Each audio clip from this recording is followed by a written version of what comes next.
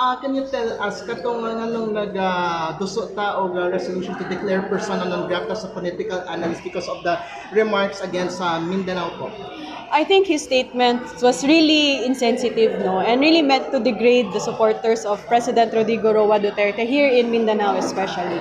So, I have heard the sentiments of many Davaoenos and wala jud sila ganahi sa statements na niyan. Kami pod wala pod mi ganahi. It shows his clear prejudice and bias against Mindanaoans. So I think it's really time na i-declare siya as persona non grata.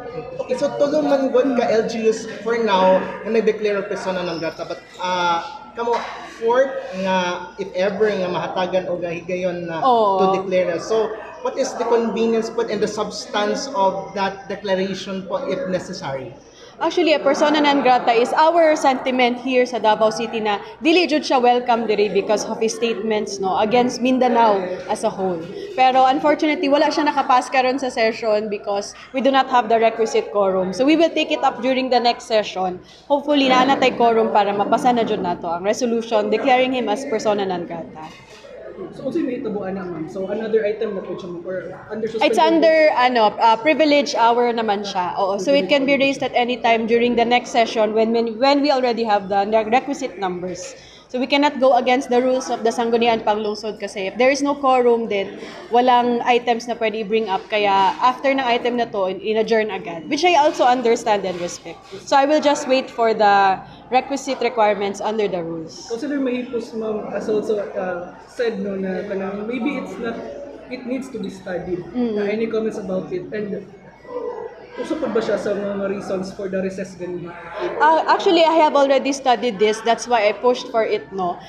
Since naamantay time to reflect ang ubang councilors mo, not sila time to reflect on it since naamantay 1 week no before our next session. But it was his statements, wala siya part kung anong na delay ang pagpass ani ng ordinance. It was basically because we have to follow the rules of the city council. Pag walang quorum, walang items na dapat i-bring up kahit privilege pa yun.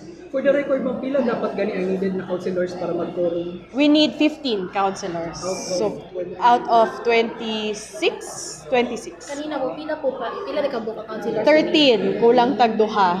Oo. Pero during the recess, ma'am, are you confident enough na next session this will be passed? I'm confident enough that the City Council of Davao will send a strong statement during the next regular session.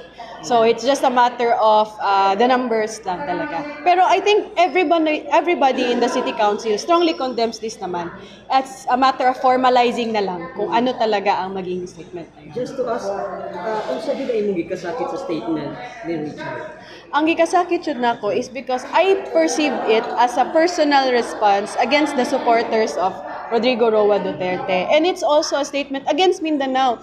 Considering taas na kayo tag na abtan, no? From the times na nagliso jud ang Mindanao to the development hub it is today. It's really an insult to us. Muna nakasakit sa kuha sa Davaoenia sa Mindanaon. So lisod kayo dawaton na i-compare ta. And it's also very insulting to Sub-Saharan Africa. Kay daghan places in Sub-Saharan Africa that are even more advanced than places in Luzon. So why the generalization? Why the comparison to begin with? It was not necessary and it was overblown. Okay, do you think, attorney, this is politically? Oh yes, it is very political, no? As you can see from his statements before pa, this all occurred, and his statements even after, no? In fact, napa siya statements na ginabali niya ang narrative. So, ang ginatawag pa niya ang mga Mindanaoans na nag-react as racist. So, maybe he should check his statements and be more aware of what he is saying.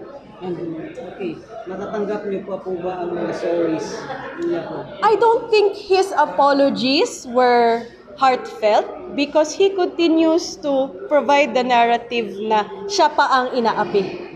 So there is no sense of accountability, of responsibility with what he was saying. So unless I hear a genuine apology na heartfelt talaga, lisod jud kayo dawaton.